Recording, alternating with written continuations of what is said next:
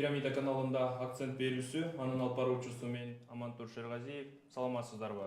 Урматтуу телекөрүүчүлөр, биз бүгүнкү берүүбүздө Кыргызстандын пенсиялык системасы тууралуу сөз кылабыз. Кыргыз Республикасында пенсиялык реформанын алгачкы этаптары 1997 жылдан башталган. Натыйжада белгиленген төлөөлөр менен кайра бөлүштүрүүчү пенсиялык моделдин ордуна жарандардын жекече пенсиялык эсептери менен шарттуу топтолуучу система киргизилип, азыркы күнгө чейин иштеп келе жатат.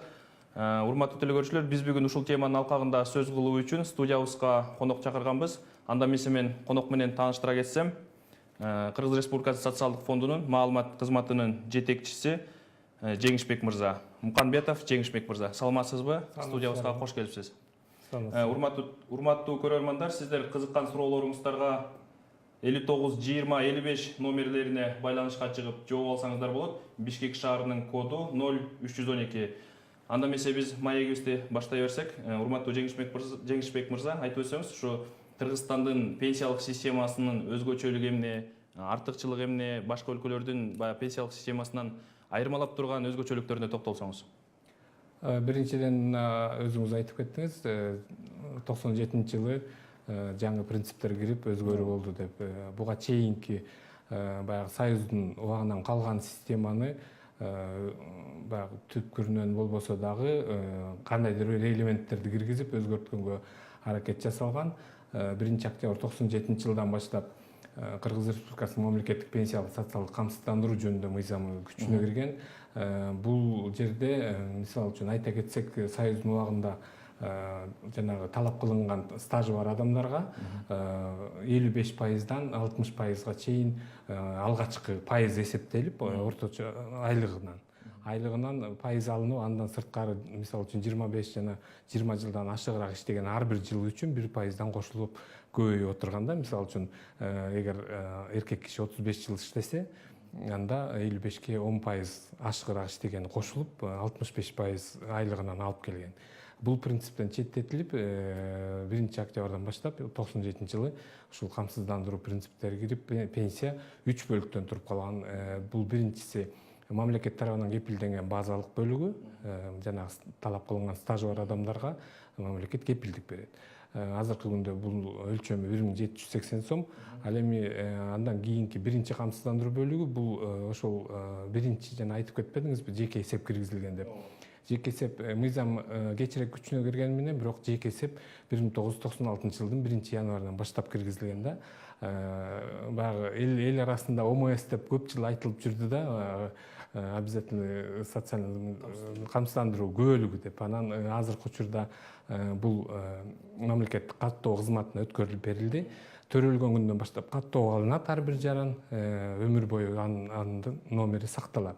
Бул номер төрөлгөн жери, датасы, күнү, айы анан баягы контролдук номерден турат да. Анан ошол номер 96-жылы киргендиктен 1-камсыздандыруу бөлүгү 1-январь 96-га чейинки мезгил үчүн өзүнчө эсептелип, бул жанагы эмгек стажына жараша пайызда орточо айлыктан алынып эсептелген.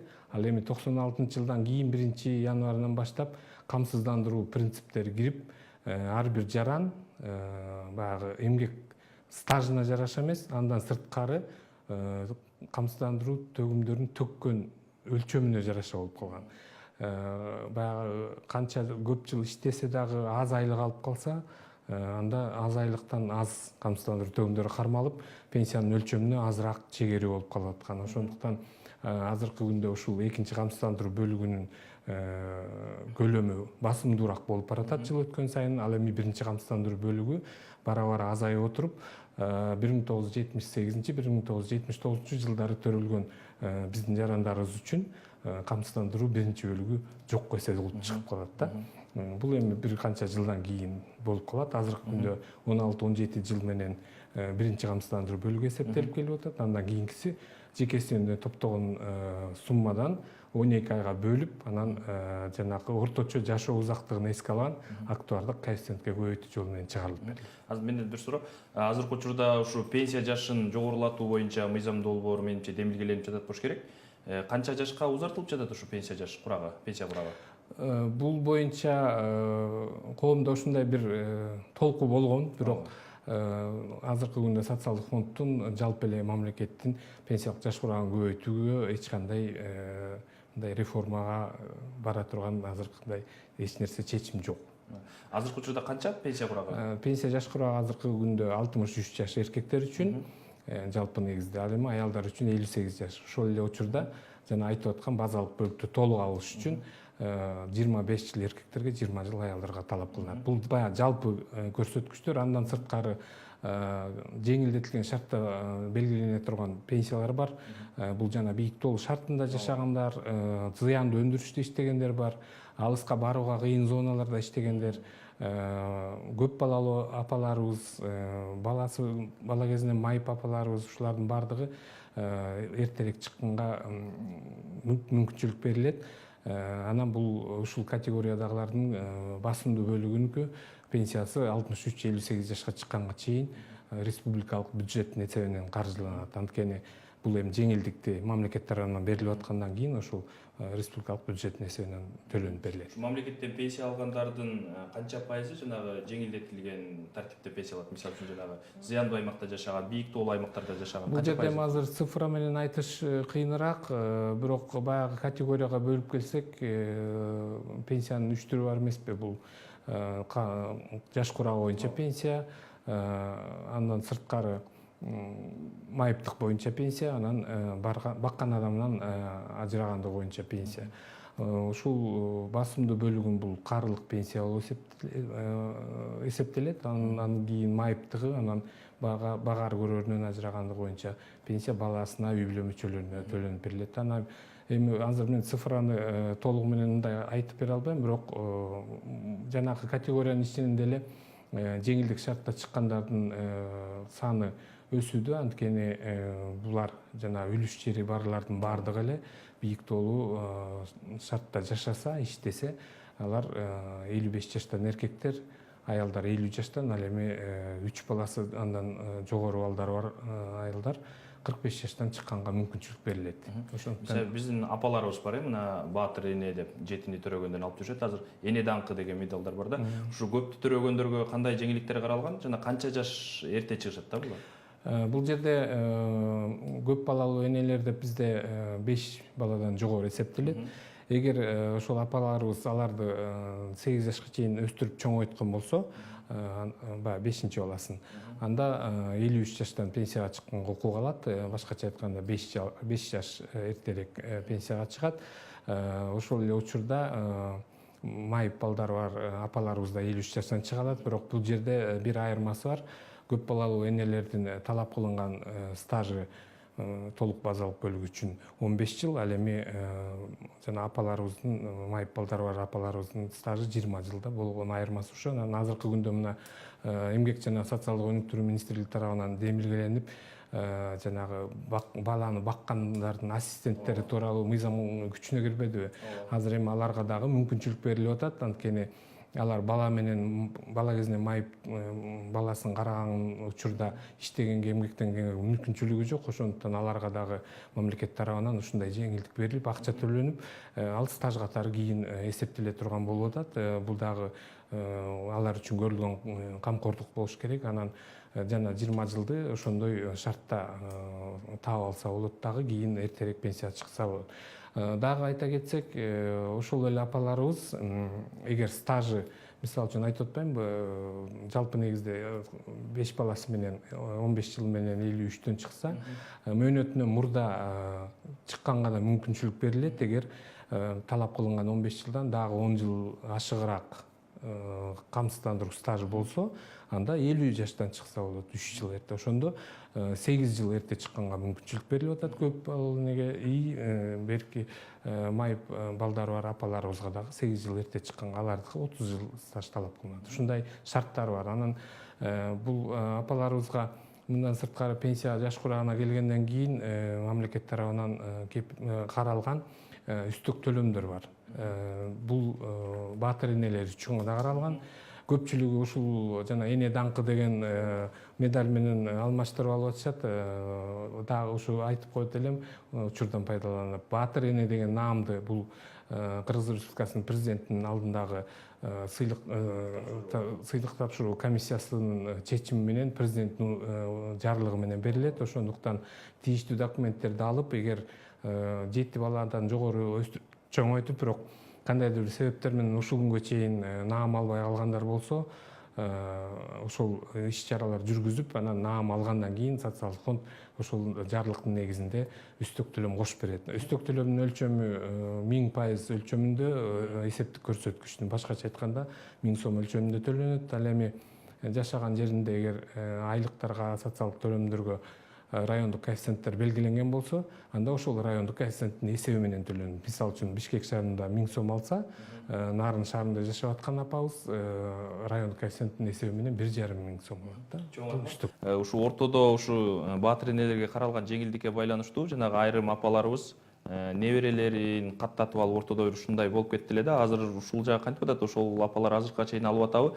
Азыркы учурда да ушундай окуялар барбы? Балдардын неберелерин каттата калгандар?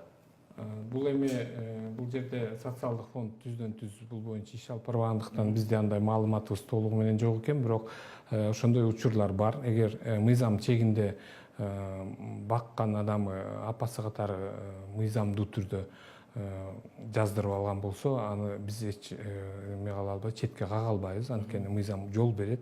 Ал жерде 8 жашка чейин өстүрүп чоңойткон шарты бар. Ошол шарттарга туура келсе, талаптарга туура келсе, пенсияга чыкканга укугу бар.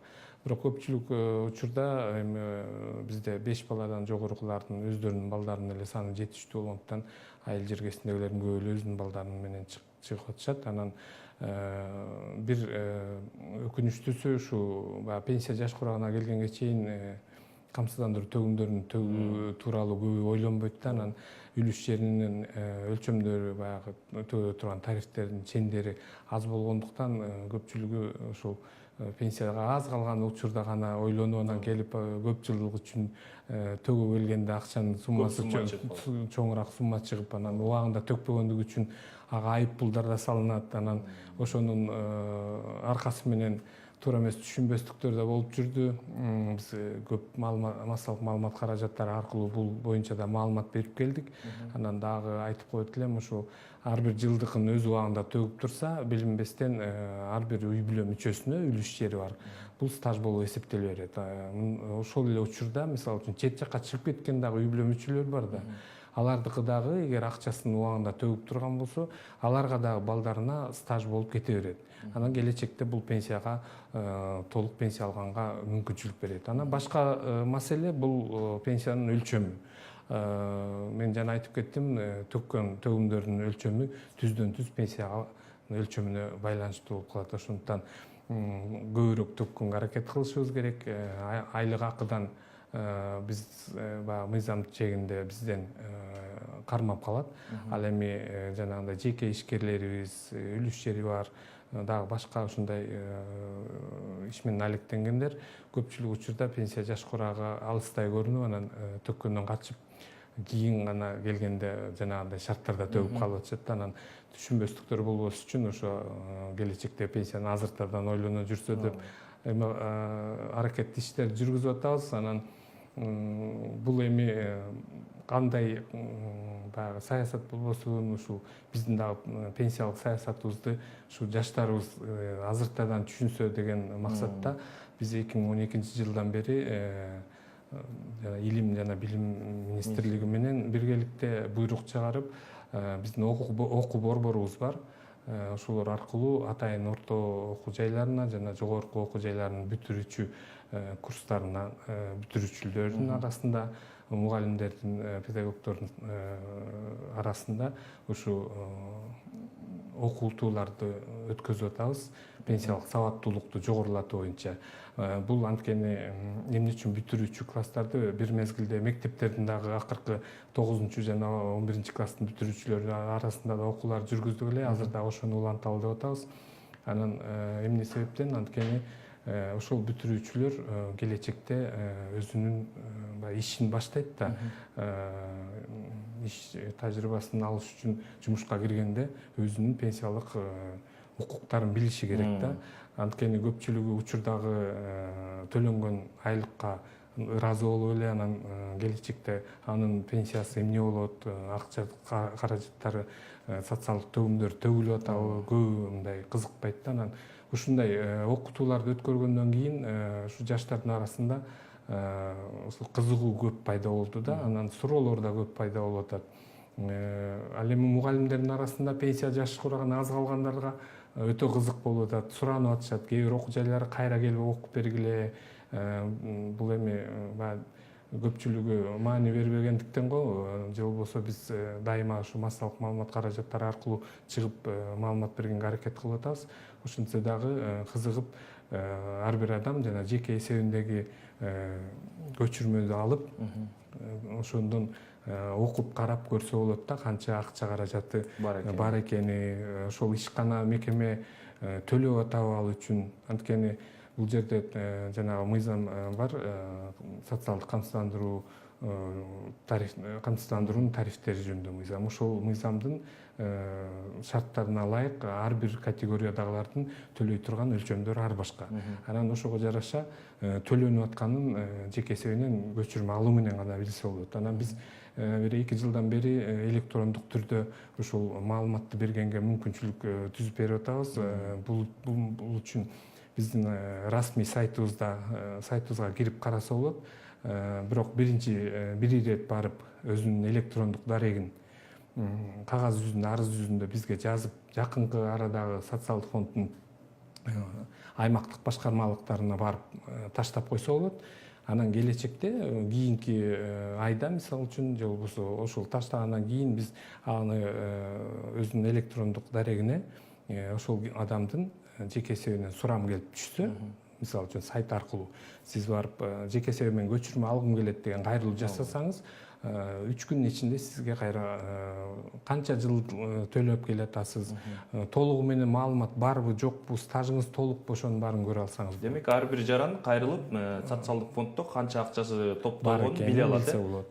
Урматтуу телекөрүүчүлөр, сиздер 59 20 55 номерлери аркылуу бизге байланышка чыгып, өзүңүздөр кызыккан суроолорду берип жооп алсаңыздар болот. Бишкек шаарынын коду 0312.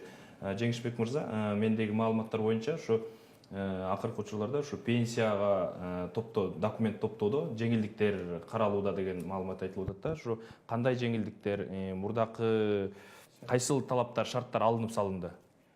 Бул жерде эми толугу менен өзгөрүп кетти дегенден алыспыз. Бул жерде биринчиден ушул 1 январь 2019 баштап жарандарыбызга пенсияны убагында алып калуу максатында 6 ай мурун кайрылганга мүмкүнчүлүк берилди. Мурда 1 ай алганда гана кайрылчу, анан 1 айдын ичинде жетишсиз документтер болуп калса, социалдык фонд кызматкерлери ошол адамдын өзүн, жаранды тактоо үчүн башка мамлекеттик органдарга, мекеме, ишканаларга жиберүүчүбүз да. Кошумча маалымат алып келиңиздер. Азыркы күндө бул жолжоболор мындай ыңгайлаштырылып, жеңилдетилди. Азыркы күндө мисалы негизги документтер бул ушул жарандыгын тастыктаган паспорту, эмгек китепчеси, аскердик билети, окугандыгы тууралуу диплому, анан балдардын туулгандыгы тууралуу күбөлүк. Анан керек учурларда аял кишилер үчүн нике тууралуу күбөлүктүн көчүрмөлөрү тапшырылат да. Эмне себептен бул документтерди дагы азайтпайсыңар дегенде суроо болуп атат. Эмгек китепче менен эле чыгара бербейсиңерби? Бул документтердин негизги түпнускасы ар бир адамдын өзүндө болот. Ошондуктан ошол адам колундагы документти бизге алып келип берген болсо, биз ал документтерди алгандан кийин баягы туура жазылышын, толук маалымат болушун текшерип чыккандан кийин кандайдыр бир тастыктоочу кошумча дагы маалыматтар керек болуп калса, анда биз буларын мурда өздөрү топтоп келишчү. Эгер бир убакта башка региондо иштеп келген болсо, аймакта, кийин азыр биякта жашап атса, эми азыр барып келип аны топтоп келиш деле кыйын да. Ошондуктан ушундай убарачылыкты азайтыш үчүн биз азыр толугу менен социалдык фондду кызматкерлери бул ишти аткарып атабыз. Андан тышкары жанагы тастыктоочу көп документтер болуп калат. Мисалы үчүн аты туура эмес жазылып калган болот. Кандайдыр бир эмгек китепчеде так маалымат жок, буйруктар жазылбай калган же мөөр басылбай калган учурлар болот. Ушундай көп көйгөй маселелер менен биздин жарандарыбыз убарачылыкта жүрүп калышчу эле да. Азыр ошону жеңилдеттик. Анан эмне үчүн 6 ай мезгил берилип атат? Биздин да кызматкерлерге башка аймактардан суратканга убакыт берилип атат. Анан биз дагы бул шартты электрондук түрдө маалымат алмашуу менен алганга аракет кылып атабыз. Эми азырынча биз сурам жөнөтүп атабыз биздин башка аймактагы кызматкерлерге электрондук түрүндө. Анткени почта менен жөнөтсөк дагы бул 10-15 күн жолдо жүрөт. Аларга жетип алар кайра салгыча көп убакыт өтүп калат. Ошондуктан тастыктоочу маалыматтарды биринчи электрондук түрдө алып тийиштүү чегерүүнү жүргүзө беребиз. Кийин баягы өзүнүн түп нускасы келе берет да. Анан келечекте мен ойлойм баардык ушу ишкана мекеме биринчиден азыр мамлекеттик органдарды жана санариптештирүүгө байланыштуу баардыгынын ушу архивде турган документтерин санариптештирип электрондук түргө өткөзүп атпайбы. Ошол маалга келгенде кийин келечекте эч убарачылыгы жок эле, эч кимден эч нерсе сурабай эле ушул органга же болбосо ишкана мекемеге кайрылып мүмкүнчүлүк болот деп атабыз. Ал эми жана балдардын туулгандыгы тууралуу күбөлүк же болбосо нике тууралуу күбөлүктүн бир тактай турган учурлары болуп калса, биз азыр мамлекеттик каттоо кызматына кайрылып маалыматтарды алып толуктап пенсияга убагында чыгарганга аракет кылып атабыз. Чоң рахмат. Бизде телефон чалуу бар экен, телефон чалууну кабыл алсак. Алло. Алло. Алло. Алло, саламатсызбы? Алло, саламатсызбы? Биз сизди угуп атабыз. Сурооңузду берсеңиз болот. Угуп атабыз биз сизди, урматтуу көрөрман. Угуп атабыз.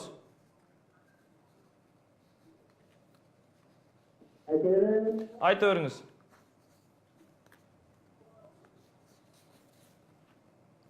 Урматтуу көрөрман, биз сизди угуп атабыз.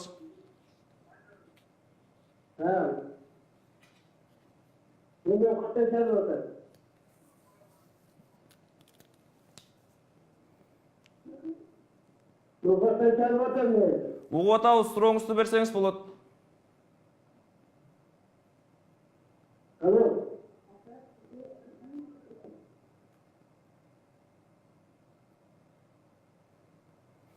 Урматтуу көрөрмандар, сиздер телефон чалуу аркылуу байланышка чыкканда бизден жооп күтпөстөн дароо эле сурооңуздарды бере берсеңиздер болот. Себеби биздин жообубуз сиздерге угулбайт. Кайра телефон чалуу бар экен, кабыл алсак анда эмесе.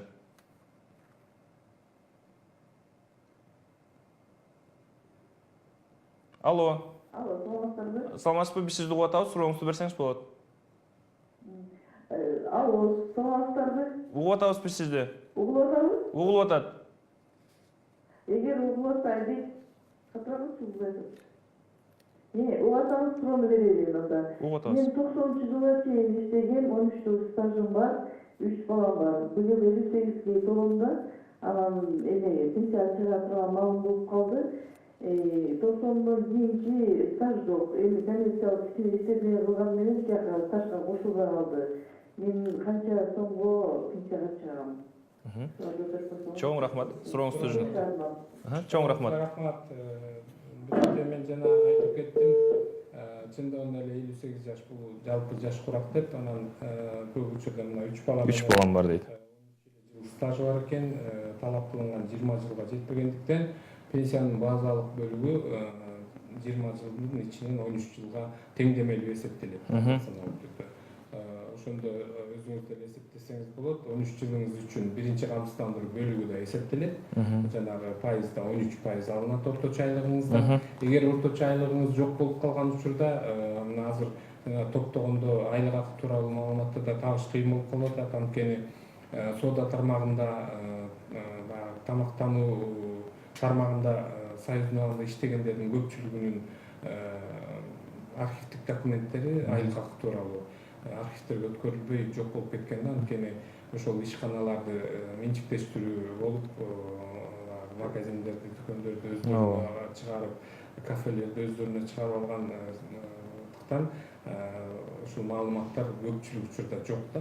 Анан ушул баягы теңсиздикти жоюу максатында биз 2017 жылы май айында өзгөртүү киргизгенбиз аталган мыйзамга. Ошол мыйзамга ылайык, эгер кандайдыр себептер менен таба албаса айлык акы тууралуу маалыматын, стажына жараша пайызда учурдагы минималдык айлык акынын пайызда эсептелген өлчөмүнөн биринчи камсыздандыруу бөлүгү эсептелет да. Ошондо эгер 15 жылга чейин болсо 200%дан алынат минималдык эмгек акыдан. Мисалы үчүн минималдык эмгек акы 1,5 миң болсо, анда 200%, 3.000 сом эсептелип атат да. 3.000 сомдон стажына жараша пайыз алынат. Ал эми 15 жылга 20 жылга чейин болсо 250%, ал эми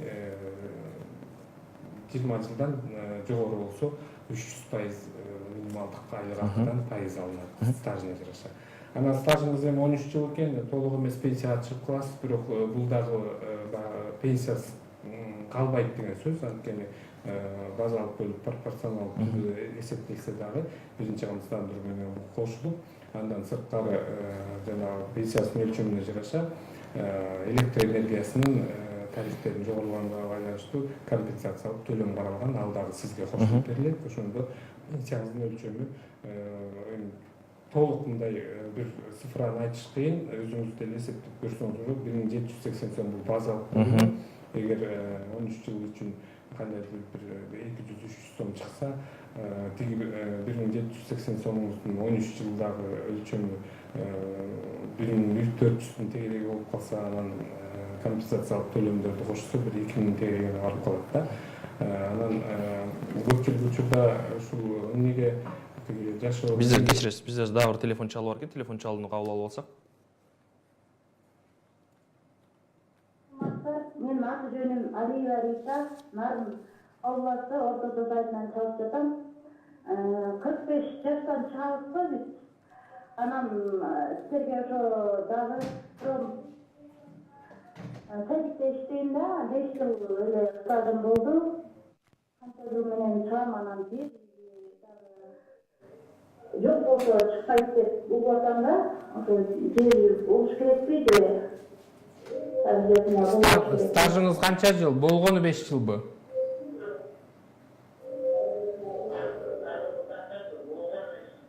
Ооба, 5 жыл. Тилекке каршы Чоң рахмат. Тилекке каршы бул мыйзам талаптарына туура келбей калат. Анткени ал жерде жашап жана иштеген адамдар деп көрсөтүлгөн. Мисалы жана айтып аткан 3 бала менен 45 жаштан деген бул бар, бирок ошол 15 жылдан кем эмес бийиктөө шартта жана эл жашаган, калк жашаган конуштардын тизмесине кирген айылда иштеп жашаса, стажы 15 жылдан кем болбосо алат.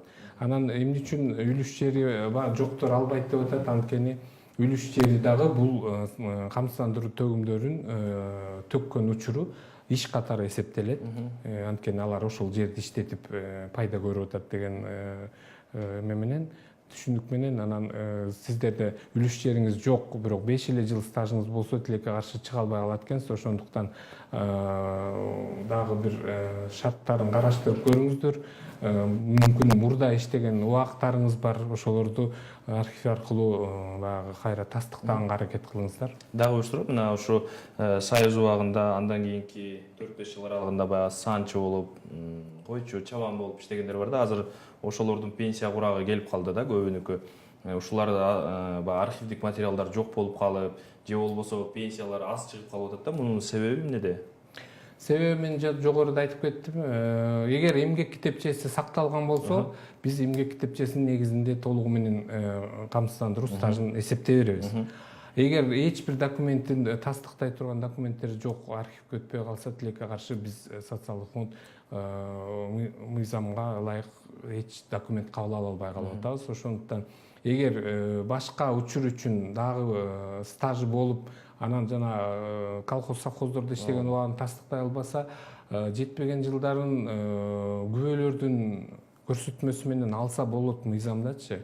Бирок талап кылынган стажга чейин анын ичинен жана талап кылынгандан жарымынан ашыкча эмес, анан документ менен тастыкталган мезгилден ашыгыраак алганга болбойт деген шарттар бар. Ошондуктан ушул мүмкүнчүлүктөрдү пайдаланса болот, аракет кылып токтогонго. Эгер чындыгында эле 5 жыл болсо, эми анда биз пенсияга чыгара албай калабыз да. Кийин жанагы жогорудагы радио учурда айткандай 58 жашка жалпы жаш куракка келгенде анда болгон стаж менен чыга берет. Дагы телефон чалуу бар экен, телефон чалууну кабыл алсак.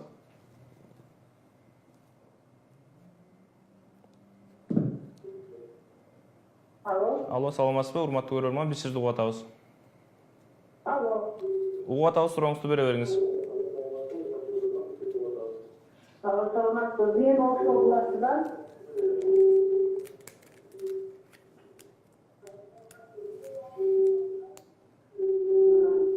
Мукадыр районунан. Биз Россияда иштеп келгенибиз үчүн стаждарды дагы өтөтпү? Чоң рахмат, түшүнүктүү. Учурдагы аябай Көйгөйлүү суроо, актуалдуу суроо болот. Бул чындыгында эле биз Евразия экономикалык биримдигине киргенден баштап Азыр бизде техникалык мүчүлүштөр болуп атат окшойт. Жооп бере берсеңиз болот. Евразия экономикалык биримдигине киргенден баштап бул көйгөй жаралган эмес. Бул 92-жылы Союз таркагандан кийин эле ар бир ушу мурунку СССРдин ар бир республикасы үчүн көйгөй жаралган. Бирок ошол учурда бир келишим кабыл алынган пенсия менен камсыздоо тууралуу. Бирок ал келишимде 92-жылдын 13 мартына чейин гана стаж эсептелет. Андан кийин ар бир мамлекет өзүнүн пенсиялык мыйзамына ылайык пенсия чегерет деген шарт талап калган. Андан кийин көп жылдан бери мына ушул көйгөй маселе баягы кетип атат. Камсыздандыруу төгүндө анын үстүнө пенсиялык фонд азыркы учурда социалдык фонд түзүлгөндө дагы ушул фонддун акча каражаты нөлдөн башталып жыйналып отуруп, мына биздин азыркы күндө 50 миллиарддан ашык бюджет менен бекитилип атат жыл сайын. Ошондуктан ошол учурдагы стаждары алынбай келген. Анан Россияда иштеген учурун мына азыр келишимдин долбоору каралып атат. Бул 2015-жылдан бери каралып, учурда мына жакын арада кол коюлганга жакындап калды. Анткени 5 мамлекеттин ортосунда бирдиктүү бир пенсиялык келишимдин долбоорун иштеп чыгыш өтө кыйын экен. Анткени 5 мамлекетте 5 түрдүү пенсиялык система иштейт. Анан баардыгын бир мындай жалпы теңдемеге алып келиш дагы өтө кыйын болду. Анан ошон үчүн көп сүйлөшүүлөр болду. Эксперттердин арасында талаш тартыштын пикирлери болду. Анан жалпылап келгенде негизинен келишим даяр болуп калды. Келишимдин негизги принциптери эмнеде?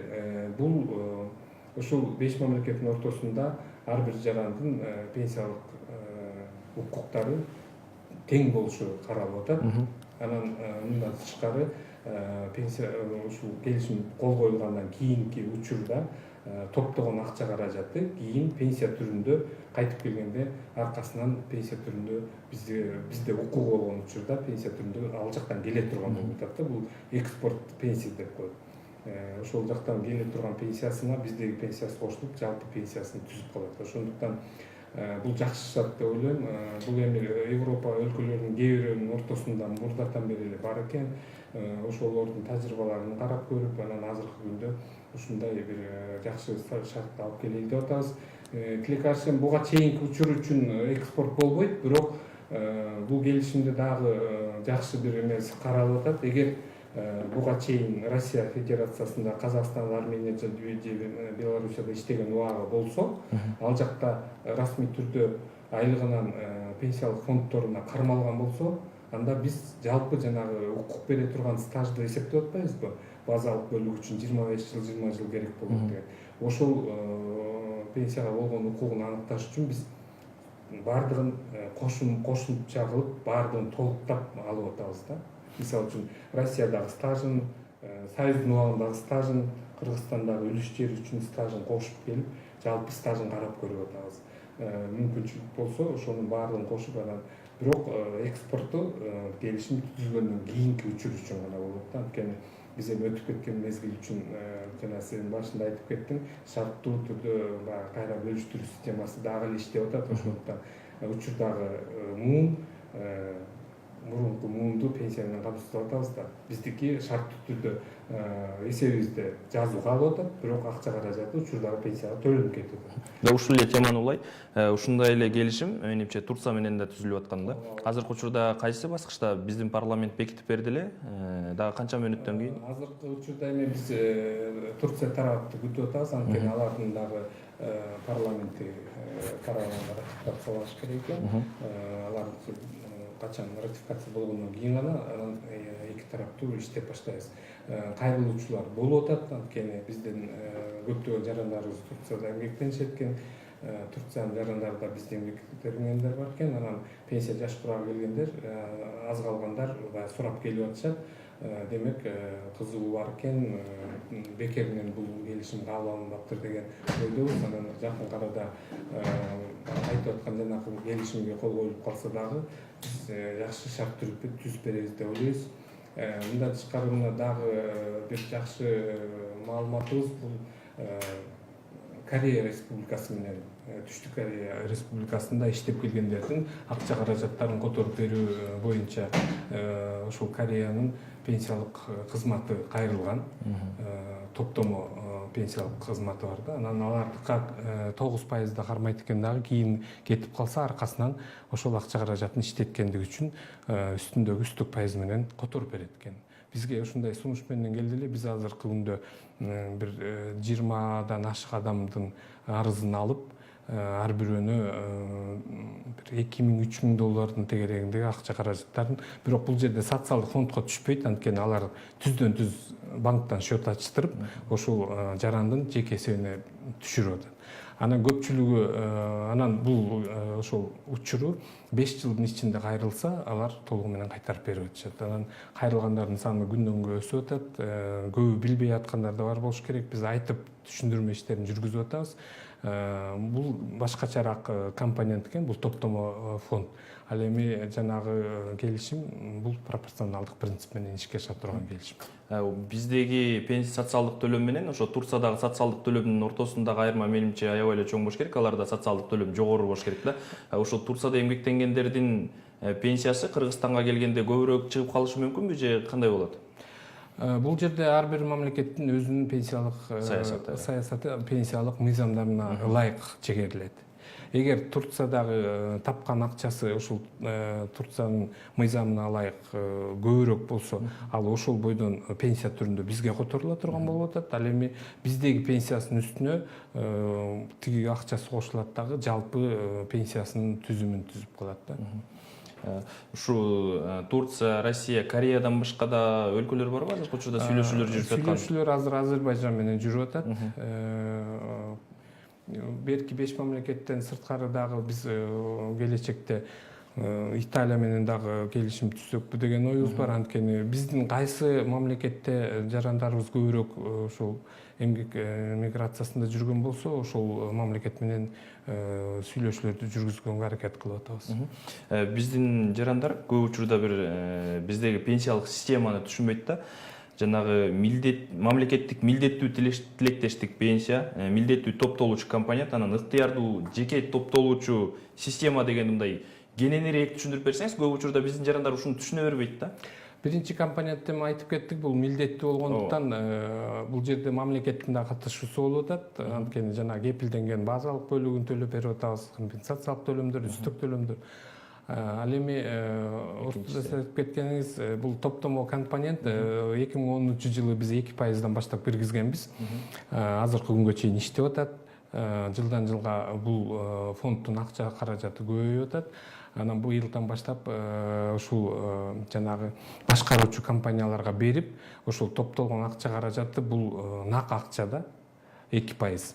Ал эми берки биринчи компоненттин акчалары бул мен айтып кетпедимби? Учурдагы төлөмдөргө кетип калат дагы, ал эч кандай пенсиялык системанын өнүгүшүнө мындай көп тийиши жок болуп калат дагы, тиги пенсионердин өзүнө дагы келечекте көп кошумча алып келбей калып атат. Ал эми компонент жана экинчи топтомо компонент ал мураскорлоруна берилет, чет жакка чыгып кетип атса алып кеткенге болот.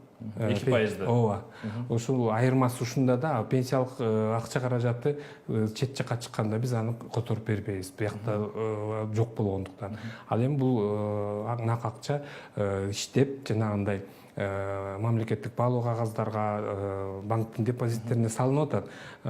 Ошол учурда баягы баалуу кагаздардын немесине чыгып РНК, ошол жактан көбүрөөк киреш алып келе турган мүмкүнчүлүктөрдү берели деп жанагындай башкаруу компанияларын өзүңөр тандап алып, акчаңарды которуп алсаңар болот. Кийин пайызы көбүрөөк түшө турган болсо, сиздер ошол жактан акчаңыздарды иштетип пенсияга чыккан учурда кайтарып алсаңыздар болот деген шарт түзүлүп берилип атат. Бул жаңы иштеп баштады. Бизде дагы бир телефон чалуу бар экен. Ошол телефон чалууну кабыл алып алсак.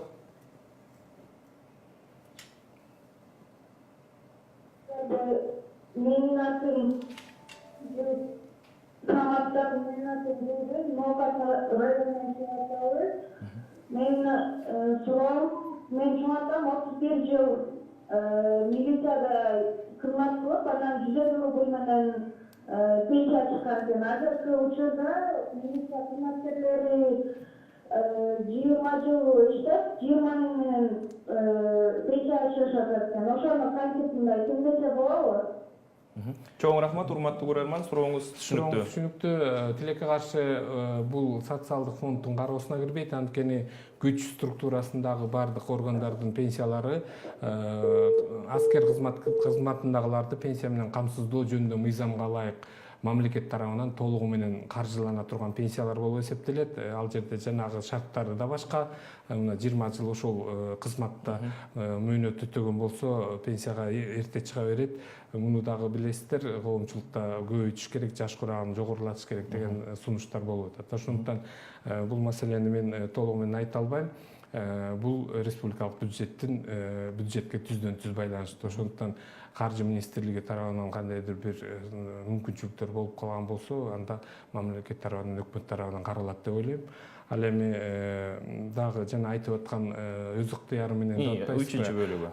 Бул үчүнчү компонент келечектин компоненти деп ойлойбуз. Анткени эмне үчүн 96-жылы камсыздандыруу принциптерин киргизгенбиз? Анткени баягы тилектештик системадан кичине четтеп, ар бир адамдын өзүнүн пенсиялык жоопкерчилигин, келечеги үчүн жоопкерчилигин жогорулатуу максатында ушул компонент келечекте экинчи жана үчүнчү компонентти өркүндөтүп өтүшүбүз керек деп ойлойм. Анткени канчалык адам өзүнө келечеги үчүн которумдарды көбүрөөк социалдык төгүмдөрдү жасаса, демек кайтарымы дагы ошончолук көбүрөөк болот деп ойлойм. Кыргызстанда акыркы учурларда мына жеке пенсиялык топтолмо фонддор иштеп жатат да. Биздин жарандарыбыз ошол фонддорго сиздердегини алып, ошол фонддор аркылуу топтогон учурлар барбы? Азыркы күндө мамлекеттик эмес Кыргызстан пенсиялык топтомо фонду бар. Азырынча рынокто ошол. Бул сиздерге мындай бир конкурент болуп бере албайбы? Булардын баягы төгүмдөрдү төлөөчүлөрдүн саны 2000дей киши экен. Ал эми биздики республика боюнча бардык иштеген адамдар. Ошондуктан конкурент болсо жакшы, анткени ал келечекте жарандардын ар бирөөнүн өзүнүн пенсиясынын көлөмү чоң болгонго алып барат да. Анан азырынча тандап жанагы топтомо 2%-ын алып кетип аткандар бар. 2%-ын гана алып кете алат. Ооба. Калганын биз бере албайбыз, анткени учурда төлөмгө кетип калды да. Дагы бир суроо, ушу көрөрмандарды бир сүйүнтүп коелучу. Пенсия ушу жакын аралыкта көтөрүү каралып атабы, планда барбы? Социалдык фонддун бюджетин жыл сайын бекиткенде жогорку кеңеш тарабынан жыл сайын ушул пенсияларды мына 2017 жылдан баштап биз индексациялоо жолу менен пенсияларды жогорулатууну мыйзам түрүндө киргизип койгонбуз. Ошондуктан бюджетке ошо чыгымдарды карап, божомолдоп эсептеп киргизгенбиз. Анан дагы бир мүмкүнчүлүктөр болуп калса, жакшылап көбөйткөнгө шарт түзүлүп калса, анткени пенсиялар барып эле айлык акыга байлангандыктан, айлык акы экономикага түздөн түз байланыштуу болгондуктан, айлык акылар жогоруласа, келечекте пенсиянын көбөйүшү да жогорулайт да. Эгер өсүш болсо, анда экономикалык, анда бизге бюджеттен каралгандан сырткары да көбөйтүлөт. Анан бирок жыл сайын күзгү айларда пенсия көбөйтүү каралган. Быйыл дагы ошол инфляция менен орточо айлык акынын өсүшүнүн деңгээлине андан да жогорулатканга буюрса иш аракеттерди кылып атабыз. Канча пайыз кошулат, канча сом? Жакын жайкарларга билинет го, анткени жарым жылдыктан кийин баягы топтолгон каражаттарга жараша биз өзүбүздүн ошо чыгымдарыбызды эсептешибиз керек болот. Дагы бир суроо, мен ушу көрсөтүүгө даярданып жатып, бизде иштеген кароолчу байке пенсия курагында эле да атайын сурап алып, ал киши 34 жыл мугалим болуп эмгектенген экен. 2016 жылы пенсияга чыгыптыр, 3,5 миң сом экен. Азыркы учурда 5 миңдин ары жак бери жагында пенсия алат экен да. Ушул мугалимдердин эмгеги мындай адилетсиз каралып калып жаткан жокпу? Себеби 34 жыл деген бул бир адамдын жашы да, анан ушу 34 жыл эмгектенип 3,5 миң сом менен пенсияга чыкканы кандай болуп калат? Түшүнүктүү. Бул эми баягы жана жогоруда суроо берген биздин нарындын тургуну менен мындай салыштырсак болот да. 5 жыл иштедим эле, анан пенсияга чыга берсем болобу 45 жаштан деп. Башка маселе эми бул түздөн түз ушул экономикалык көрсөткүчтөргө байланыштуу болуп калат. Пенсия ушу мугалим жана дарыгерлердин айлыктары көп жылдар бою өтө төмөн болуп келген. Муну моюнга алышыбыз керек. Бирок ушул учурда ушу өмүр бою социалдык төлөмдөр төлөп аткан ушу мугалим менен дарыгерлер да. Бирок мен сизге айтайын дегеним, камсыздандыруу принциби эмнеде экенин негизи ошол жакта жатып атпайбы? Канчалык акча каражаты которулса, ошого жараша стаждан сырткары төгүмдөргө байланыштуу болуп баратат да күндөн күнгө. Анткени фонддун акча каражаты бир эле калыпта айлык өспөсө тура берсе, биз эртеңки күнү пенсияны жогорулатканга мүмкүнчүлүк таба албай калабыз. Ал эле эмес, учурдагы пенсияны эгер экономикалык бир эми Кудай сактасын, бир өдүлдүй болуп кетсе, пенсияны убагында төлөп бере албай калган учурларыбыз да болгон. Эсиңизде болсо керек, 2000-жылдары биз 4-5 айга чейин кечиктирүү менен төлөгөнбүз. Азыркы күндө сүйүнүчтүү эле ситуация бар, анткени биз мыйзамдан каралгандан башка чара кылып төлөп атабыз. Мыйзамда өткөн ай үчүн төлөш керек болсо, биз үстүбүздөгү айга ай менен төлөп бергенге пока мүмкүнчүлүгүбүз бар. Бирок жанагы айтып атканыбыз мугалимдердикин азыр мына айлыктарын көтөрүү башка жагындагы өкмөт тарабынан каралып атат. Анан эгер айлыктары жогоруласа, демек социалдык төгүмдөр да көбөйөт дагы, пенсиясы да көбөйөт деп ойлойбуз. Бирок жанагы жогорулатуу жыл сайын индексациялоо жолу менен жогорулатып атканда дагы ушул шарттарды биз эске алганга аракет кылып атабыз. Анткени стажына жараша дагы бир жылдары түздөн түз стажга жараша көбөйтүү болгон, стажы көбүрөөктөргө көбүрөөк, стажы азырактарга азыраак да кылганбыз. Анда дагы эл арасында баягы мындай ар кандай пикирлер болуп калган. Анан биз негизи камсыздандыруу принциптерине көбүрөөк басым жасашыбыз керек болот. Чоң рахмат Жеңишбек мырза, бизге келип маек куруп бергениңиз үчүн терең ыраазычылык билдиребиз. Урматтуу көрөрмандар, биздин маегибиз ушуну менен аягына чыкты. Пирамида каналынын берүүлөрүн Пирамида каналынын социалдык тармактардагы расмий баракчаларынан жана YouTube'дагы каналынан көрө аласыздар. Кийинки эфирден амандашканча сак саламатта туруңуздар.